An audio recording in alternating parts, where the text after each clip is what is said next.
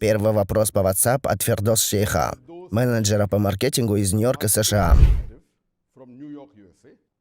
Можно ли поздравлять наших христианских друзей с Рождеством? И похожий вопрос был задан Хадиджей Сулейман. Она студентка университета из Лондона, Соединенное Королевство. Можем ли мы принимать еду или подарки от наших христианских друзей по случаю Рождества? И похожий вопрос задал Султан Хан из Торонто, Канада. Хотя мы знаем, что праздновать Рождество неправильно, но можем ли мы вежливо поздравлять наших христианских друзей с сезонными праздниками и фестивалями? Хотя в глубине души мы с ними не согласны, но можем ли мы сказать хорошие слова в их адрес, чтобы поддерживать дружбу? Основной вопрос, который задают, заключается в том, может ли мусульманин поздравлять своих христианских друзей с Рождеством, и могут ли они обмениваться едой и подарками по случаю Рождества. И зная, что это неправильно, можем ли мы вежливо сказать какие-нибудь добрые слова? Или можем ли мы сказать «счастливого Нового года» и комплименты насчет Нового года, допустимо ли это? Что касается поздравления немусульман на праздниках, большинство немусульманских праздников, они включают в себя либо ширк, либо они связаны с вещами, которые не дозволены в исламском шариате. Так что большинство праздников, которые включают в себя ширк или вещи, которые не дозволены в нашем шариате, поздравлять их в тех вещах, которые очевидно являются неправильными, запрещено в исламе. Аллах говорит в Коране, в 5 суре Аль-Маида во 2 аяте: «Помогайте друг другу в бир и таква», то есть в благочестии и богобоязненности. И аят продолжается: «Но не помогайте друг другу в грехе и посягательстве». Поэтому мы не можем помогать друг другу, будь то мусульмане или не мусульмане, в вещах, которые запрещены, или которые являются греховными. Аллах говорит в Коране, в 25 суре Фуркан, в 72 аяте: «Они не свидетельствуют лживо». То есть они не свидетельствуют во лжи. Здесь Аллах говорит в Коране, что верующие не свидетельствуют лживо. Поэтому, когда мы поздравляем немусульман с праздниками, противоречащими шариату, то, естественно, мы соглашаемся с вещами, которые очевидно неправильные. И мы принимаем, что то, что они делают, это правильно. И мы очень хорошо знаем, что большинство праздников включает в себя ширк, и особенно Рождество. Так что, когда мы поздравляем кого-то с Рождеством, это как будто мы говорим, что мы поздравляем их с праздником, в котором христиане подразумевают, что Иисус, мир ему, кого они считают Богом или Сыном Бога, родился 25 декабря, и они празднуют Рождество как день рождения их Бога. Поэтому, когда мы желаем им счастливого Рождества, что мы делаем? На самом деле, мы поздравляем их в ширке, то есть в многобожии, и свидетельствуем, причиз Аллаха от подобного, что Аллах родился 25 декабря. Так что на самом деле мы принимаем участие в их ширке. И Аллах четко упоминает в Священном Коране в 25 суре Фуркан в 72 аяте, что верующие не свидетельствуют лживо. Аллах говорит в 5 суре Аль-Маида во 2 аяте: «Не помогайте друг другу в грехе и посягательстве». Поэтому, когда мы желаем им счастливого Рождества, мы даем шахаду, мы свидетельствуем, причиз Аллаха от подобного, что Аллах родился сын 25 декабря. Или, упаси Аллах, сам Аллах родился 25 декабря. И обе эти вещи абсолютно против учения ислама. Аллах говорит в Коране, в 19 суре Марьям, от 88 по 92 аяты: «Они говорят: милостивый взял себе сына. Этим вы совершаете ужасное злодеяние». И любой, кто говорит, что Аллах родил сына, это самое большое преступление в отношении Аллаха. Небо готово расколоться, и земля готова разверзнуться, а горы готовы рассыпаться в прах от того, что они приписывают милостивому сына. Не подобает милостивому иметь сына. Каждый, кто на небесах и на земле, является к милостивому только в качестве раба. И представьте, что мусульмане, которые утверждают, что верят в одного Аллаха и верят в таухид и против ширка, желают им счастливого Рождества. И они свидетельствуют, что у Аллаха, субханаху ва тааля, родился сын 25 декабря. Это самый большой грех. И по этой причине почти все классические и средневековые ученые сказали, что это харам. Согласно шейхуль Ислам ибн Таймия, он говорит, что поздравлять немусульман с праздниками запрещено. И даже обмениваться едой, или носить их праздничную одежду, или купаться, или использовать фейерверки. На праздниках немусульман все это запрещено. И мы не должны принимать участие в праздновании. И мы даже не можем поздравлять их в этих днях. И шейхуль Ислам ибн Таймия очень ясен, что все это харам, это запрещено в исламе. А по мнению Ибн аль-Кайима, да помилует его Аллах, он говорит, что поздравлять немусульман на фестивалях и праздниках, большинство которых связаны с ширком и недозволенными вещами, полностью запрещено в исламе.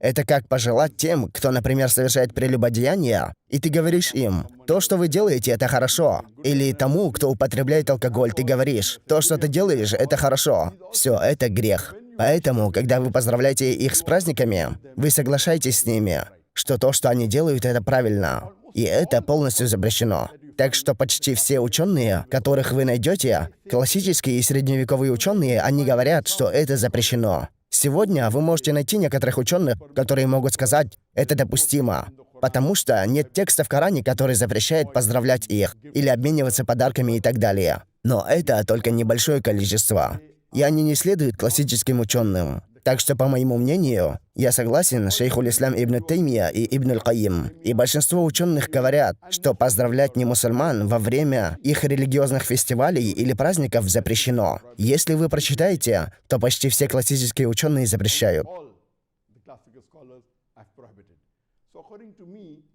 По моему мнению, желать христианам счастливого Рождества запрещено. И даже говорить им хорошие слова, потому что вы хотите быть с ними вежливыми.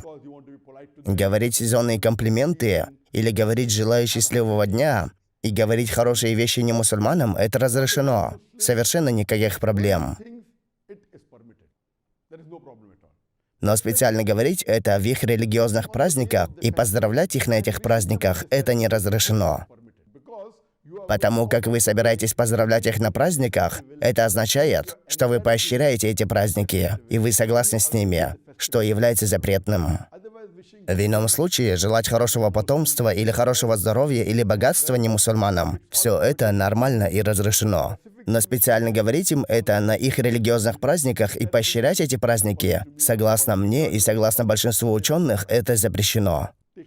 И также принимать участие в праздновании или обмениваться подарками или носить их праздничную одежду также запрещено.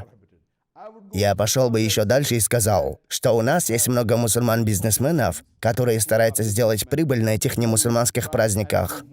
И вы обнаружите, что у них есть рождественская распродажа, и также Дивали-распродажа. И они хотят сделать на этом больше прибыли. И по моему мнению, даже это запрещено. В тот момент, когда ты начинаешь рождественскую распродажу, это означает твое согласие с Рождеством. Что означает, что ты согласен, что Аллах, причист Аллаха от подобного, родил сына 25 декабря. Или ты соглашаешься, что Аллах сам родился 25 декабря, причист Аллаха от подобного. Так что мусульманину поздравлять немусульман с их религиозными праздниками, или принимать участие на этих праздниках, или обмениваться подарками, или даже пробовать сделать бизнес, используя преимущества праздника, и говорить, что у нас рождественская распродажа, это недозволено. И это неправильно по шариату.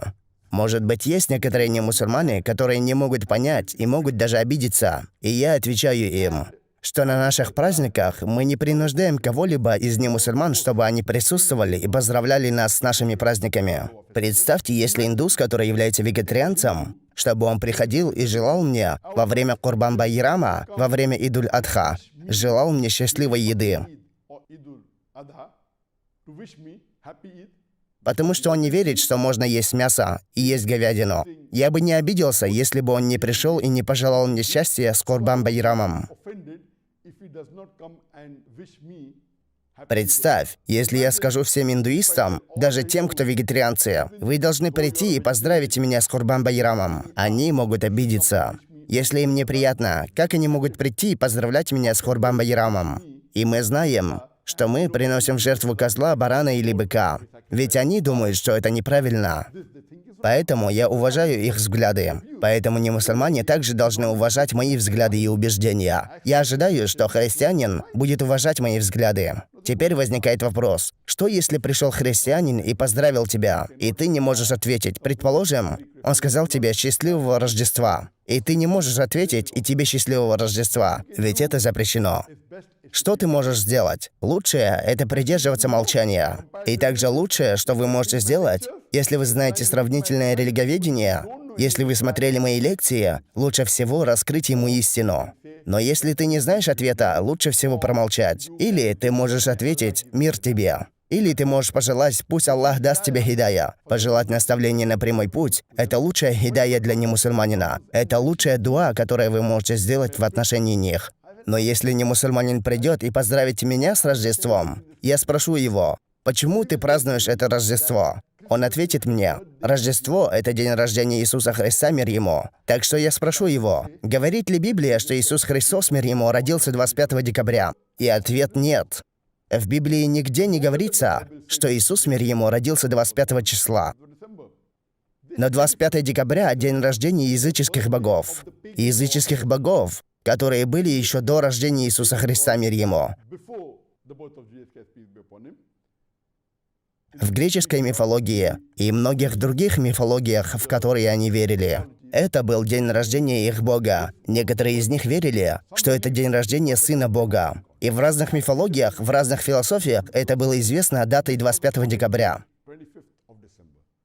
Поэтому христиане, чтобы сделать это легко приемлемым для людей того времени, они начали говорить, что Иисус Христос, мир ему, родился 25 декабря. На самом деле, если вы прочитаете Библию, там говорится, что Мария, да будет доволен ею Аллах, мать Иисуса, мир ему, на последнем месяце беременности Аллах попросил ее, чтобы она потрясла финиковую пальму, чтобы упали плоды.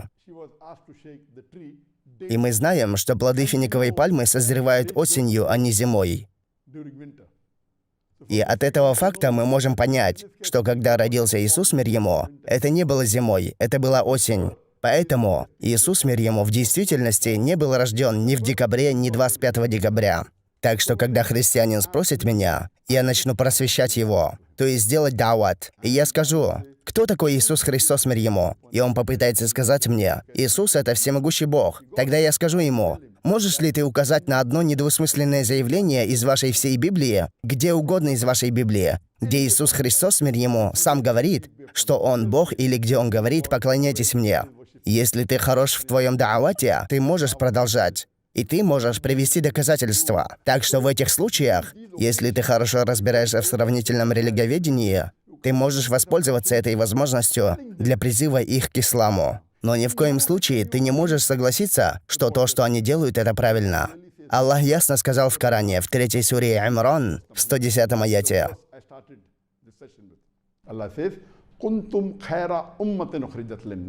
«Вы являетесь лучшей из общин, появившейся на благо человечества».